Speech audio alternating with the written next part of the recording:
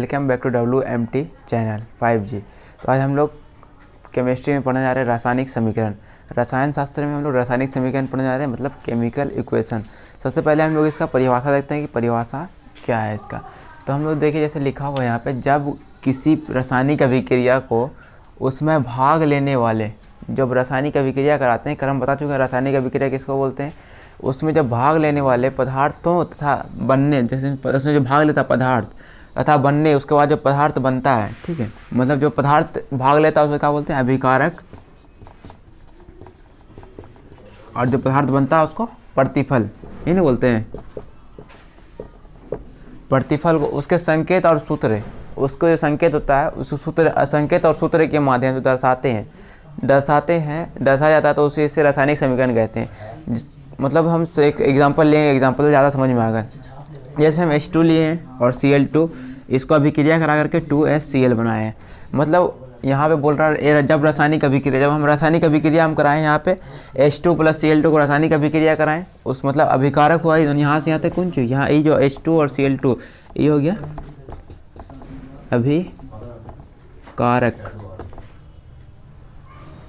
अभिकारक हो गया, और ये जो इसके बाद अभिक्रिया करने के बाद जो मिला उसको बोलते हैं प्रतिफल। तो यहाँ पे क्या बोल रहा है, अभिक्रिया को उसमें भाग लेने वाले पदार्थ, इसमें जो भाग ले रहा पदार्थ, यही दोनों पदार्थ भाग लेना ना, मतलब इसमें भाग कौन ले रहा, हाइड्रोजन और क्लोरीन भाग ले रहा। उसके बाद जो वहाँ बनने वाले पदार्थ बन रहा कौन, हाइड्रोजन क्लोराइड बन रहा, उसको संकेत, जैसे कि यहाँ पे हाइड्रोजन को H2 लिखें तो इसका संकेत हो गया, या उसको सूत्र बोल सकते हैं या फॉर्मूला बोल सकते हैं। तो इसका हाइड्रोजन का सूत्र क्या हो गया, H2 हो गया, क्लोरीन Cl2 हो गया, इसको सूत्र के हिसाब से दर्शाए हैं। मतलब इसमें जो भाग ले रहा है, भाग लेने वाला पदार्थ हाइड्रोजन हो गया, क्लोरीन हो गया, उस क्लोरीन और हाइड्रोजन को सूत्र के साथ दर्शाएं, H2 और Cl2 दर्शाएं। उसके बाद बनने वाला पदार्थ कौन है, हाइड्रोजन क्लोराइड, तो इसको भी सूत्र के साथ दर्शाएं, हाइड्रोजन क्लोराइड को 2HCl। तो इसमें दर्शाएं, सूत्र के माध्यम से दर्शाएं, तो इसी को बोलेंगे केमिकल इक्वेशन, रासायनिक समीकरण बोलेंगे। समझ में आ गया होगा। यहाँ पे जो यहाँ से यहाँ तक जो भाग लेता है उसको अभिकारक बोलते हैं, और जो उसके बाद जो भाग लेने के बाद जो प्रोडक्ट बनता है उसको बोलते हैं प्रतिफल। तो हम लोग रासायनिक समीकरण समझ गए हैं किसको बोलता है। तो हम लोग समझेंगे आपको रासायनिक समीकरण लिखने का तरीका क्या होता है। ठीक है, सबसे पहले हम यहाँ पे 5 पॉइंट लिखे हैं। ठीक है, सबसे पहला पॉइंट लिखे हैं अभिक्रिया में, रासायनिक अभिक्रिया जब हम कराएंगे तो अभिकारकों को उनके संकेत या सूत्र को समीकरण के बाईं ओर लिखेंगे। जैसे कि हम जो अभिक्रिया कराते हैं, अभिक्रिया यहाँ पे हम करा रहे हैं, ठीक है, अभिक्रिया करा रहे हैं, अभिक्रिया के बाद हमको ये प्राप्त हो रहा प्रतिफल जो हो गया,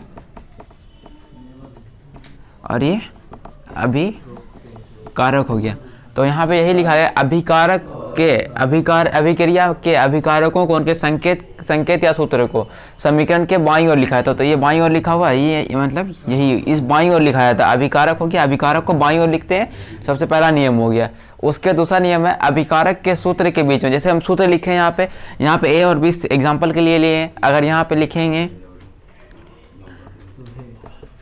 H2 + Cl2, तो ये जो लिखेंगे यहाँ पे H2 और Cl2 लिखेंगे तो यहाँ पे प्लस का चिन्ह दिया ना, यहाँ पे यही धनात्मक चिन्ह देना है। ठीक है, तो यही लिखा हुआ अभिकारकों के सूत्र के बीच धनात्मक चिन्ह दिया जाता है। तो यहाँ पे अभिक्रिया जो कराएंगे जिसमें, उसके बीच में धनात्मक चिन्ह देंगे, प्लस का चिन्ह देंगे, मतलब धनात्मक प्लस का चिन्ह, पॉजिटिव चिन्ह जिसको बोलता है, तो वही बोलता है प्लस का चिन्ह। ठीक है, उसका तीसरा पॉइंट अभिक्रिया में प्रतिफल और प्रतिफल को उनके संकेत या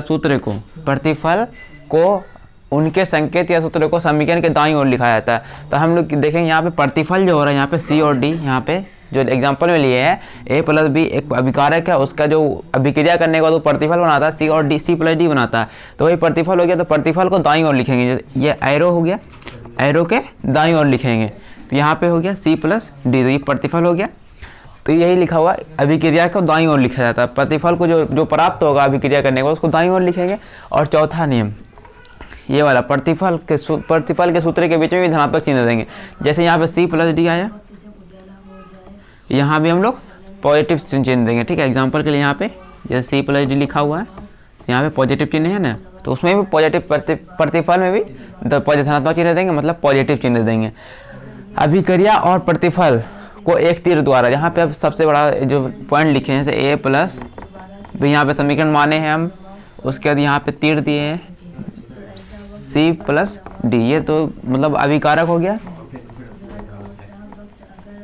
और ये प्रतिफल। तो यहाँ पे यही बोला अभिकारकों और प्रतिफल, अभिकारक हो गया और ये प्रतिफल हो गया को एक तीर चिन्ह द्वारा अलग अलग दर्शाया जाता है। तो एक तीर चिन्ह हो गया ना, तीर चिन्ह इसी के द्वारा दर्शाया जाता है। इसके बाईं ओर अभिकारक होता है और इसके दाईं ओर प्रतिफल होता है। यही इसका नियम हो गया लिखने का कि एक समीकरण लिखेंगे, जैसे समीकरण हो गया तो इसके अभिकारक को दाईं ओर बाईं ओर लिखा जाता है, प्रतिफल को दाईं ओर लिखा जाता है। दोनों के बीच में जब हम समीकरण बनाएंगे तो उसके बीच में जो चिन्ह आएगा वो पॉजिटिव आएगा, मतलब प्लस का चिन्ह, इस तरह से प्लस का चिन्ह देंगे उसके बीच में। तीसरा नियम हो गया। उसके बाद उसको जो दर्शाएंगे तो अभिकारक और प्रतिफल के बीच में तीर का चिन्ह होगा। तो आज के लिए हम लोग इतना से पढ़ेंगे, उसके आगे हम लोग दूसरे क्लास में पढ़ेंगे।